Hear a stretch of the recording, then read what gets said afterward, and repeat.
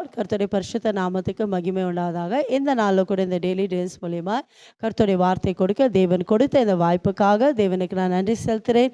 இதை பார்க்குறவங்களை அனைவரும் கர்த்தராகிய இயேசு கிறிஸ்து நாமத்தினால் உங்களை வாழ்த்துகிறேன், உங்களை ஆசீர்வதிக்கிறேன். நீங்கள் எல்லோரும் க்ஷேமமாய் சுகமாய் இருக்க கர்த்தருக்குள் விசுவாசிக்கிறேன். இந்த நாளில் கூட ஏசப்பா உங்களுக்கு வைத்திருக்கிற ஆசீர்வாதத்தை பெற்றுக்கொள்ள ஆயத்தமாக இருக்கீங்களா? நிச்சயமாகவே கர்த்தர் உங்களை ஆசீர்வதிக்க வல்லமை உள்ள தேவனாக இருக்கிறார். நீங்கள் நம்புகிற தேவன், நீங்கள் ஆராதிக்கிற தேவன் சர்வ வல்லமை உள்ள தேவன், உங்களுக்காக யாவும் செய்து முடிக்கிற தேவனாக இருக்கா. வேத புஸ்தகத்தில் பார்க்கும்போது ஏசையா 40 அதிகாரம் 29 வசனத்தை வாசிப்போம். ஏசையா சாப்டர் 40 verse 29. கர்த்தருடைய வார்த்தை எப்படியா சொல்கிறது? சோர்ந்து போகிறவனுக்கு அவர் பலன் கொடுத்து சத்துவம் இல்லாதவருக்கு அவர் சத்துவத்தை பெருக பண்ணுகிற. ஆமேன். என் கண்பாலே இதை பார்த்து கொண்டிருக்க ஒருவேளை நீங்கள் ஏதோ ஒரு காரியத்தை குறித்து சோர்ந்து போயிருக்கீங்களா? மன தளர்ந்து போயிருக்கீங்களா? என் வாழ்க்கையை முடிஞ்சிச்சுன்னு நினைக்கிறீங்களா? ஏசப்பா உங்களை பார்த்து தான் சொல்கிறேன், என் மகனே, என் மகளே, சோர்ந்து போகாதே, எதை குறித்து நீ பயப்படாதே. நான் உன் தேவன், நான் உன்னை பலப்படுத்த போகிறேன், நான் உனக்கு சகாயம் செய்ய போகிறேன். எந்தெந்த காரியத்தில் உங்களால் என்னால் முடியல என்று சொல்கிறீங்களோ அந்த காரியத்தை ஏசப்பா உங்களுக்காக முடிக்க போகிறார். எந்த காரியத்தை உங்களால் செய்ய முடியல சொல்கிறீங்களோ ஏசப்பா உங்களுக்காக அந்த காரியத்தில் ஜெயத்தை கொடுக்க போகிறார், அந்த காரியத்தில் ஒரு வெற்றியை கொடுக்க போகிறார். நீங்கள் விசுவாசிக்கிறீங்களா?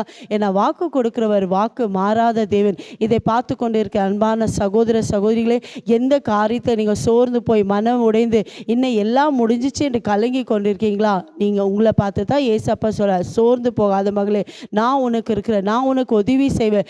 எந்த காரியத்தில் உனக்கு உதவி வேணுமா இருக்கு, எந்த காரியத்தில் ஏசப்பா உங்களுக்கு ஹெல்ப் பண்ணணும் நீங்கள் நினைக்கிறீங்களோ, இல்லை எந்த காரியத்தில் நீங்கள் சோர்ந்து போயிட்டு என் வாழ்க்கையை முடிஞ்சிச்சுன்னு நினைக்கிறீங்களோ ஏசப்பா உங்கள் வாழ்க்கையில் புதிய காரியத்தை செய்ய போகிறா. ஏசப்பா உங்களை பலப்படுத்த போகிறா. ஒருவேளை நீங்கள் சொல்கிறீங்களா, என்ன இருக்கு வீட்டின் எந்த காரியத்தை செய்ய முடியல, வேலை செய்யக்கூட எனக்கு பலன் இல்லை, என் பிள்ளைகள் செய்கிற காரியத்தில் கூட என்னால் செய்ய முடியல, என் கணவருக்கு செய்கிற காரியத்தில் என்னால் எந்த வேலை செய்ய முடியல, கலங்கி கொண்டிருக்கீங்களா?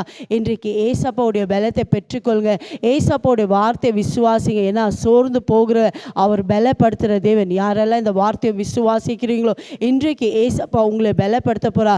எந்தெந்த காரியத்தை நீங்கள் செய்ய முடியல என்று முடிக்க முடியல, இந்த காரியத்தில் என்னால் ஒரு ஜெயத்தை பெற்றுக்கொள்ள முடியல நினைக்கிறீங்களா?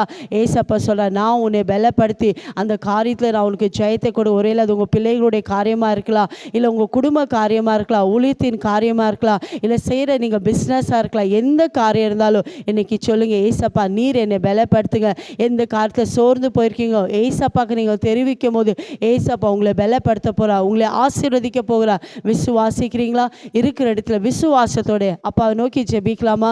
எங்களை அதிகமாக நேசிக்கிற தகப்பனே, இந்த நாளில் கூட நீங்கள் வாக்கு கொடுத்தீரப்பா, சோர்ந்து போகிறவருக்கு நீங்கள் பலன் கொடுக்கிற தேவன். ஆமாண்டவரே, என் ஜனங்கள் எந்தெந்த காரியத்தில் ஏசப்பா சோர்ந்து போகிறாரோ, ஒருவேளை வியாதி நிமித்தம், இல்லை பிள்ளைகள் நிமித்தம், கணவர் நிமித்தம், குடும்பத்தை நிமித்தம், அப்பா எந்த காரியத்தில் சோர்ந்து போயிருக்காங்கப்பா, நீங்கள் பலப்படுத்துகிற தேவனுடைய வார்த்தை அனுப்பியப்பா என் ஜனங்களை நீங்கள் பலப்படுத்தி நீங்கள் ஆசீர்வதித்ததுக்காய் சோத்திரம். இயேசுவின் நாமத்தில் பிதாவே, ஆமென். God bless you.